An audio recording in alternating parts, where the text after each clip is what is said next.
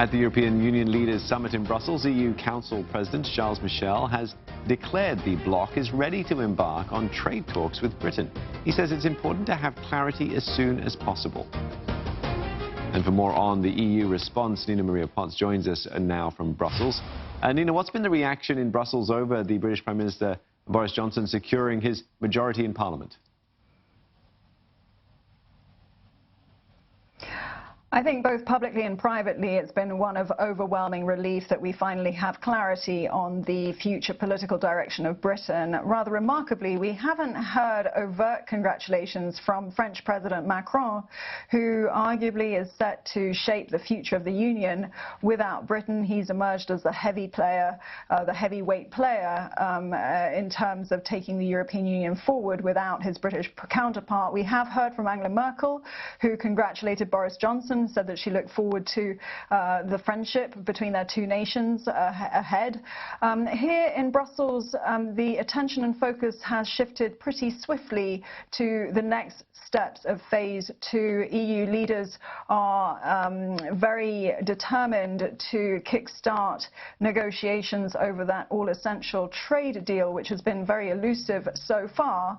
But they do want further clarity rapidly from the UK, which will come from the parliamentary vote when it happens, so that they can move forward. And they certainly do not want to be dictated to by Boris Johnson in terms of him setting the agenda according to his timetable. There are indications and certainly signals coming from inside the EU institutions and from EU leaders that these negotiations could be protracted. They could take some time.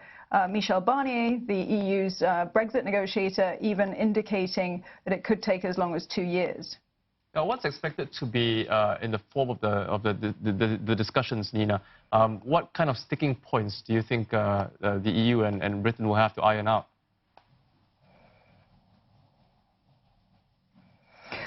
Well, there's Ireland, for a start. There's also ambiguity, which is becoming ever clearer over the direction of Scotland, because, as you know, the Scottish National Party won big. And the Scots, if they're determined to have their way, that could certainly derail any plan that Boris Johnson might have. I think his majority win, this certainly seems to be the consensus, means that he's not beholden to hardline Brexiteers within his own party. It gives him flexibility to maneuver and negotiate, and to some extent it is up to him to see and determine what kind of post-Brexit relationship he wants with the European Union. But that will touch not just trade but also security and a whole host of other issues. But again, I think EU leaders, while they're keen to kickstart these trade deal negotiations, do not want Boris Johnson dictating the terms. Until December the end of December 2020, Britain will be operating under its current terms in terms of its trading relationship with the EU. And if Boris Johnson fails to secure the deal that he wants, then Britain will have to go under WTO terms to progress its trading relationship with its closest partner, the EU.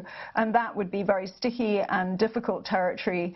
It is, I think, in both sides' interest to achieve a workable deal, but certainly there is a dispute brewing over how long that technical negotiation will take. All right, Nina, thanks very much for that update. Nina Marie Potts there live in Brussels. And for more analysis, so we're joined in the studio by Alexander Hilton, political analyst at Antenn.AI, a political monitoring consultancy that uses artificial intelligence, and he was also a two-time paramilitary candidate, or parliamentary candidate for the Labour Party in the UK. Sorry, Alex gave you a completely different job description. I never there. took up guns. Yeah. Well, thank you very much for coming to speak to us. I just want to pick up on something that Nina was talking about the majority or the mandate that Boris Johnson now has, commanding such a majority. It does afford him some flexibility there. She mentioned that it means he doesn't have to go down the path of a hard Brexit as the very sort of far-right Brexiteers wanted. How do you sort of see him manoeuvring this or using this? Well, the reality is that with a majority of that size, he can outvote his own hard, like fundamentalist Brexiteer faction in his own benches. And if 40 or 50 of them don't like the trade deal he comes up with, he can pass it through Parliament anyway. This is a huge release for him. He's got a lot more freedom than anyone imagined he would have. Even the Conservative strategists did not imagine him having a majority of this size. Okay. Labour obviously will be massively disappointed with this. Where does this leave them moving forward? This is a huge problem for Labour because it's really hard to see where their pathway back is. And of course, when the major opposition party has no real clear direction, it does mean that there's a lot of freedom for the governing party. Okay, and then we've heard about Scotland as well. They've also won big, and Nicola Sturgeon is also pushing, it would seem, for yet another chance or to raise the question of Scottish independence. That's not going to happen. Boris Johnson is not going to allow a referendum in Scotland. Nicola Sturgeon could very well hold an illegal referendum in Scotland. She's got the power to do that, but it's not at all binding. But she may not want to do it because a number of the voters who voted for the Scottish National Party, they weren't necessarily pro-independence. They might have just been anti-Labour and anti-Tory, anti-Conservative, but they're not necessarily pro-independence. And there's no real strong feeling that that she would actually win a referendum in Scotland. It's probably good for her politically to keep badgering on about it, but the reality is she's got her own Scottish parliamentary elections coming up very soon. Where she's the First Minister of Scotland. She's not a member of Parliament herself, she's a member of the Scottish Parliament.